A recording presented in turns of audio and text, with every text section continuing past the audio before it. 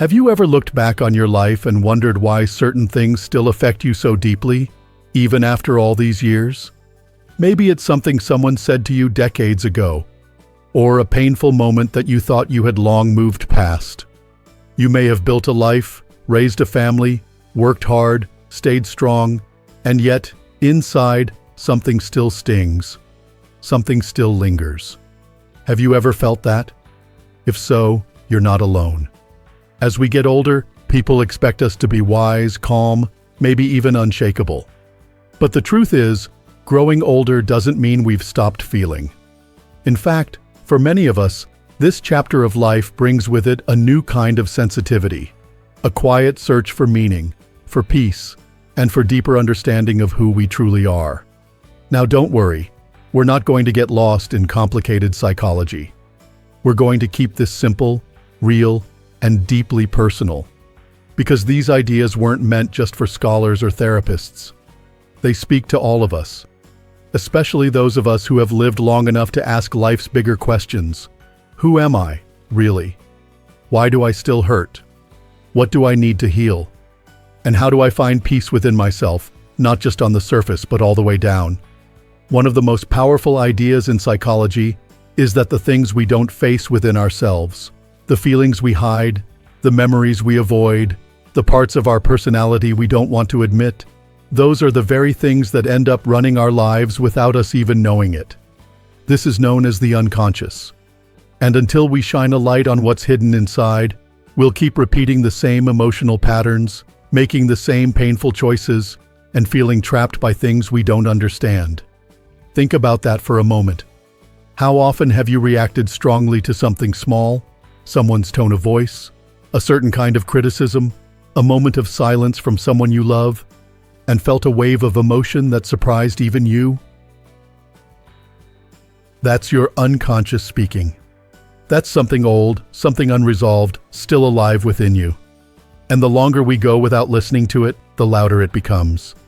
This isn't about toughening up or ignoring our feelings. Quite the opposite. Real strength comes not from pretending to be unaffected, but from being honest with ourselves, completely, compassionately honest. It's about turning inward, getting curious about our own reactions, and asking, why did that moment hurt so much? What is it reminding me of? What part of me still needs healing? This is not about digging into the past to stay stuck there. It's about understanding how the past still echoes in our present. And more importantly, it's about choosing what kind of person we want to become in the time we have left. Because that's the real beauty of this stage of life. We're not chasing success. We're not trying to prove anything. We have the space, the perspective, and the quiet strength to finally meet ourselves. Not who the world told us to be, but who we are at our core. There's a name for this process: individuation. It means becoming your true self, not your job title, not your role in the family, not even the person you've trained yourself to be to keep the peace, but your real, whole self. The person who holds both light and shadow, strength and softness, joy and sorrow, and doesn't hide from any of it. But becoming that person takes courage. It takes patience. It takes a willingness to sit quietly with your own thoughts and feel what you've been too busy or too afraid to feel. It means not judging yourself for having wounds, but gently beginning to tend to them. And it means learning to trust that who you are, just as you are, is already enough. If you've ever felt that you're too sensitive, too emotional, too nostalgic for the past, these are not weaknesses. They're invitations. Invitations to turn inward, to listen, to heal, and to grow into someone even deeper, even truer than you've ever been before. And here's something else worth remembering. Suffering has meaning. It's not just something to avoid or get rid of. It's a signal, a teacher, a call to pay attention to something that's been overlooked. When we finally stop running from our pain and begin to ask what it wants to teach us, everything changes. We stop feeling like victims of our lives and start becoming the authors of them. It's never too late to do this. In fact, this season of life is the perfect time. Because now, more than ever, you have the freedom to reflect, to choose, to live with intention. You've already survived so much. You've learned, you've endured, you've grown. And now, you have the chance to go even deeper, not to fix what's broken, but to embrace what's true. So I invite you, right here, right now, to start this journey with me. You don't have to be a philosopher or a psychologist. All you have to be is willing to look inside, to listen gently, and to begin asking questions that matter. Are you ready? Now, if you're still here with me, that tells me something important. It tells me that you're not afraid to look inward. That somewhere inside you, there's a quiet strength, maybe long overlooked, that's ready to wake up. And I want you to know, that strength has always been there. Every human being carries within them everything they need to heal and grow. Not from someone else, not from a guru, from within. Let's go a little deeper now. Have you ever noticed how the same types of people or situations seem to show up in your life, even when you thought you'd moved on? Maybe it's a friend who takes advantage of your kindness, or a family member who always seems to make you feel small. Maybe it's a familiar loneliness that creeps in when the house goes quiet, even after years of keeping yourself busy. These aren't coincidences. Our unconscious mind has a way of repeating patterns, not to punish us, but to reveal something we haven't fully understood yet. Until we bring awareness to those patterns, they keep playing out like a record stuck on repeat. Same pain, different day. But here's the beautiful truth. The moment you become aware of the pattern, you are no longer trapped by it. The moment you say, I see this now, is the moment change begins. Because awareness is powerful. As one wise thinker once said, until you make the unconscious conscious, it will direct your life and you will call it fate. That quote may sound a little dramatic at first, but really, it's freeing. Because it means that what feels like fate, like bad luck, like being stuck, is not fixed. It's something you can change. And how do you begin? You begin by noticing your reactions. Not judging them, not running from them, just noticing. Why did that word hurt me? Why did I feel so small in that moment? Why do I keep giving to people who don't give back? These questions are not signs of weakness. They are signs of awakening. Because when you start to observe your own inner world with kindness and curiosity, instead of judgment, something shifts. The pain doesn't vanish overnight, but it begins to lose its grip on you. You're no longer controlled by it. You begin to see it for what it really is, a messenger. There's a powerful idea in psychology called the shadow. No, not something spooky or mysterious. The shadow is simply the part of you that you've pushed away or denied over the years. Your anger, your fear, your jealousy, your sadness. The parts of you that didn't feel acceptable to show. Maybe you were taught to always be polite, to never speak up, to be the strong one. And so you tucked those feelings away. You smiled when you wanted to scream. You gave when you were empty. You forgave before you even had time to feel. But the truth is, whatever you push away doesn't disappear. It waits. It hides. And eventually, it finds a way to speak. Through your emotions, your relationships, your health. Real healing begins when you stop pushing those parts away and start listening to them with compassion. When you say, yes, I am angry. Yes, I am tired. Yes, I feel hurt. And you don't shame yourself for feeling that way. You start to integrate. You start to become whole. And isn't that what we're all really after? Not perfection. Not some image of being endlessly calm or wise. Just the peace that comes from being real. From no longer needing to hide from yourself. From not feeling like you have to pretend. This isn't about rehashing the past endlessly. It's about reclaiming the parts of yourself that you left behind because you thought you had to.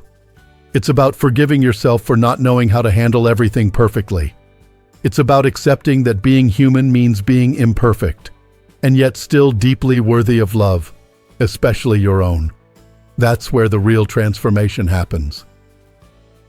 Not when you've figured everything out, but when you've stopped running away from yourself.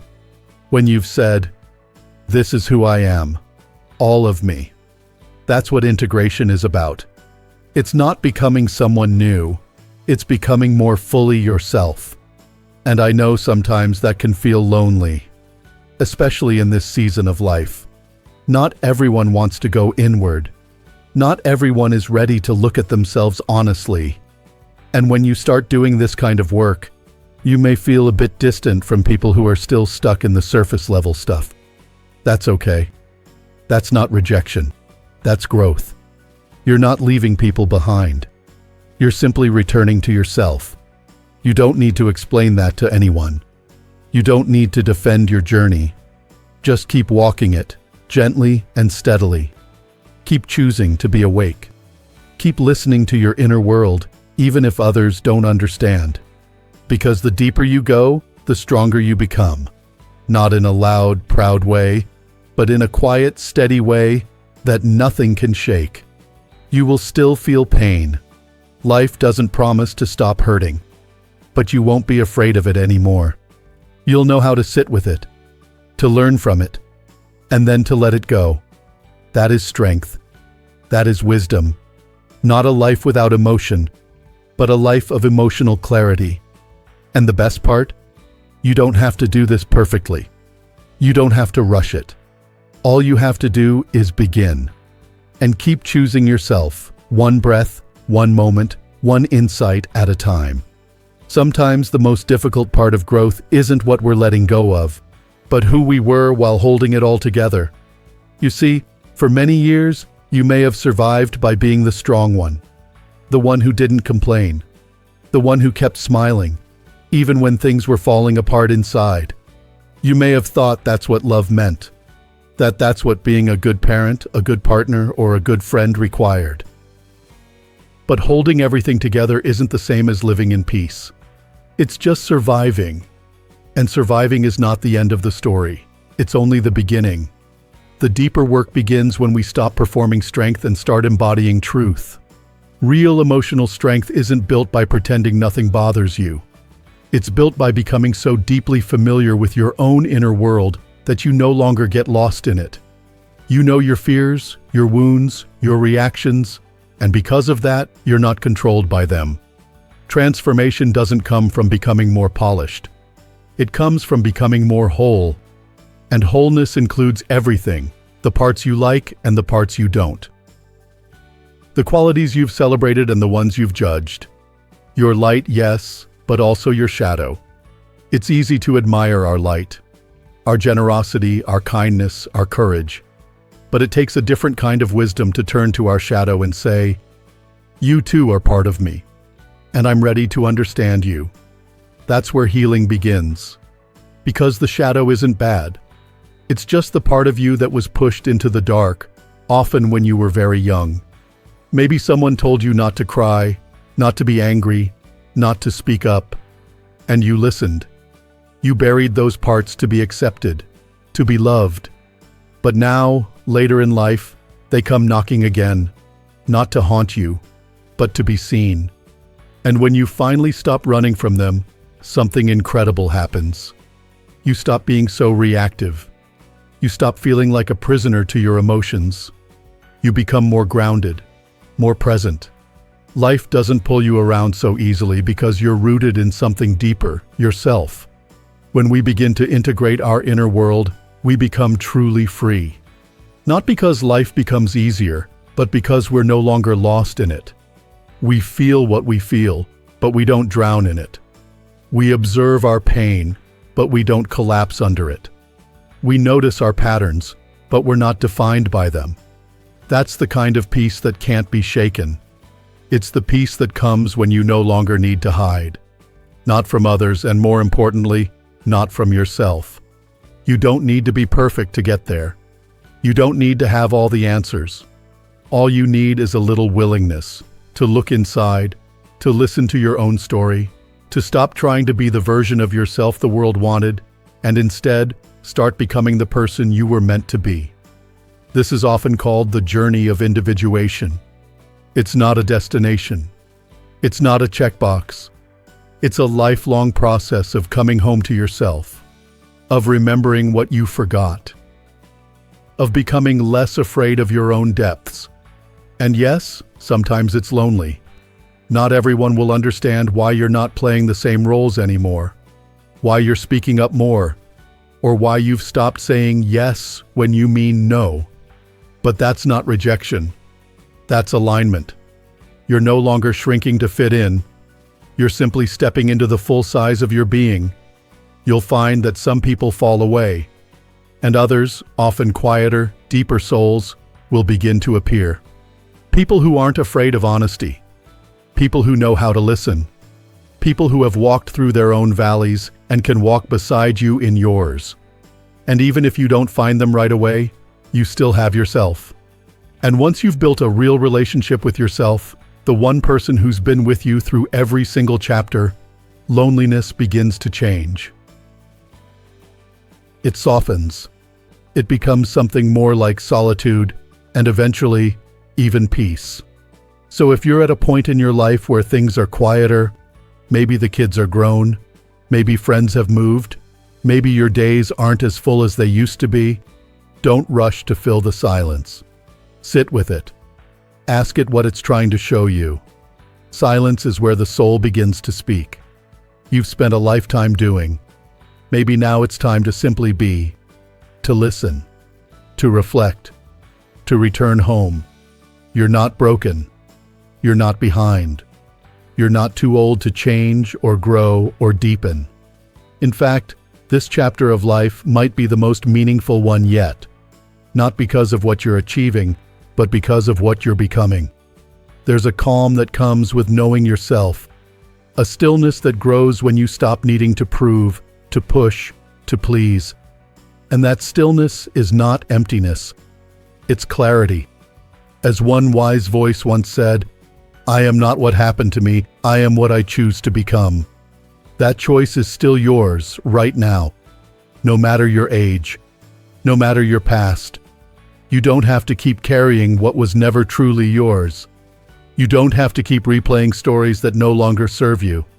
You can begin again, not by changing who you are, but by remembering who you've always been, beneath the noise, beneath the fear, beneath the roles. You are not here to impress anyone.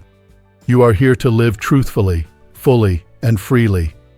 And that journey begins, right here, right now, with awareness. There's something truly remarkable about reaching a stage in life where you're no longer chasing things, no longer running after approval, no longer trying to be everything to everyone. There's a quiet dignity in that. A clarity that only comes from living through what you've lived through. You've earned that clarity. But sometimes, even with all that wisdom, something inside still aches.